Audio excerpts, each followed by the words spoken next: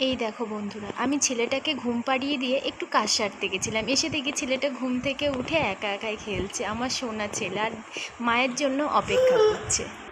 চলো এবার ছেলেটাকে রেডি করে নিয়ে নিচে চলে গেলাম, কারণ ছেলের খাবারও বানাতে হবে। আর এইদিকে ছেলেকে ঠাম্মার কোলে দিয়ে দিয়েছি। ছেলেকে ভাবলাম একটু দুধ সুজি খাওয়াবো, তাই আমি সুজি বসিয়ে দিয়েছি। যদিও আমি সকালবেলা একটু মিষ্টাম খাইয়ে দিয়েছি, তাই পেটটা একটু ভরা আছে, তাই 8টার সময় একটু সুজি খাওয়াবো। তাই আমি সুজিটাকে হালকা গরম করে নিচ্ছি, বেশি লাল লাল করব না, সামান্য ভেজে নেব।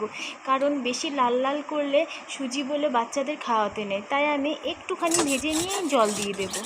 তাই আমি হালকা নাড়াচাড়া করছি, নাড়াচাড়া করে জল দিয়ে দেবো। যেহেতু একবার খাওয়াবো সুজি, তাই একটুখানি নিয়েছি।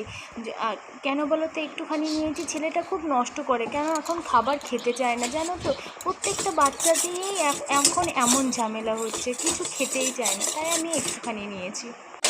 সুজিটা আমার লাল লাল হয়ে গেছে, এখন একটু পরিমাণ মতো জল দিয়ে দিই। আমি অল্পই জল দেবো, বেশি পাতলা করব না। এই দেখো আমি জলটা দিয়ে দিলাম।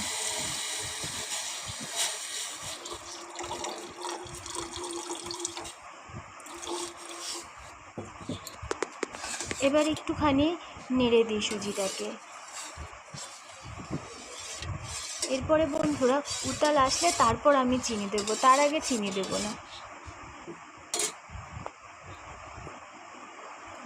চলো এবার একটু চাও বসিয়ে দিই ওদিকে।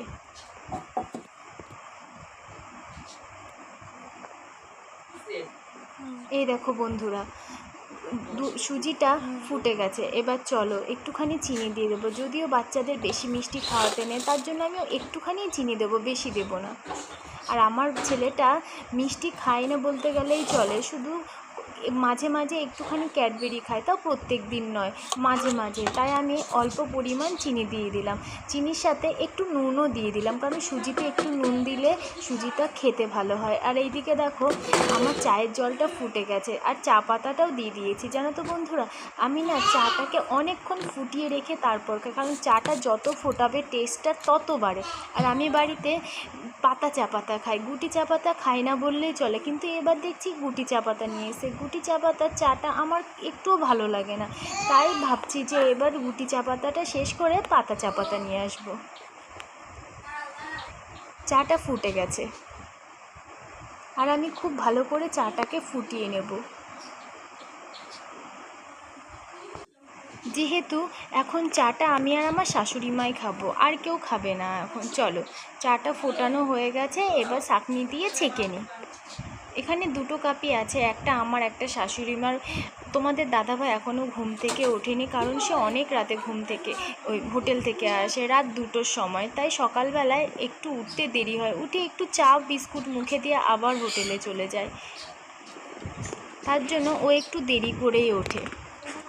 চলো এবার চাটা ছেঁকে নিই, ছেঁকে নিয়ে আমরা চা খেয়ে আবার ছেলেটাকে খাওয়াতে হবে, কারণ অনেক দেরি হয়ে গেল। ছেলেটাকে খাইয়ে আবার রান্না বসাতে হবে, কারণ ছেলের জন্য ভাত করতে হবে। চলো এই দেখো বন্ধুরা, ওপরে এসে দেখি তোমাদের দাদাভাই ঘুম থেকে উঠে পড়েছে, তাই ভাবলাম বিছানাটা ঝেড়ে তারপর আমি ছাদে জামা কাপড় আনতে যাব। বাইরে প্রচুর রোদ হয়েছে, কিন্তু এদিকে মেঘলা আকাশও, তাই আমি তাড়াতাড়ি করে ওপরে এসে দেখি তোমাদের দাদাভাই ঘুম থেকে উঠে পড়েছে। তাই আমি ভাবলাম একবারে বিছানাটা তুলে তারপর আমি ছাদে গিয়ে জামা কাপড়গুলো নিয়ে আসবো, তারপর আস্তে আস্তে গুছিয়ে ঘর গোছালে আমার কাজ কমপ্লিট হয়ে যাবে। এই দেখো আমি বালিশগুলো সুন্দর করে পাট পাট করে গুছিয়ে নিচ্ছি। তোমরা যাই বলো বন্ধুরা, বিছানা যদি গোছানো না থাকে তাহলে ঘরটা কিন্তু বেশি অগোছালো লাগে, তাই না বন্ধুরা? আমি বিছানাটা সব সময় গুছিয়ে রাখি, জানো তো। চলো আমার বিছানাটা গোছানো হয়ে গেছে। এই দেখো আমি এইরকমভাবে বিছানা গুছিয়েছি, জানি না ভালো করে গুছাতে পেরেছে কি না। চলো এবার ছাদে যেতে হবে, ছাদে অনেক রোদ উঠেছে, জামা কাপড়গুলো হয়তো পুড়েই যাবে এবার।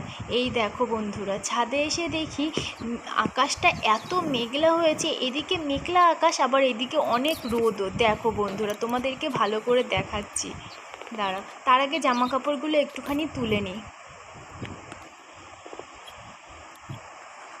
আজকে আবার একটু বাবার বাড়ি যাব, কারণ বাবার শরীরটা খুব খারাপ, তাই তাকে নিয়ে ডাক্তারের কাছে যেতে হবে। তাই খুব তাড়াতাড়ি করে কাজগুলো গুছিয়ে ছেলেকে স্নান খাওয়া দাওয়া করিয়ে তারপর ওকে নিয়ে যাব। আস্তে আস্তে বিকেল হয়ে যাবে। যদিও ভিডিওটি আজকের মতো এই পর্যন্ত বন্ধুরা। যদি ভিডিওটি ভালো লেগে থাকে তাহলে লাইক কমেন্ট শেয়ার করে দেবেন। টাটা।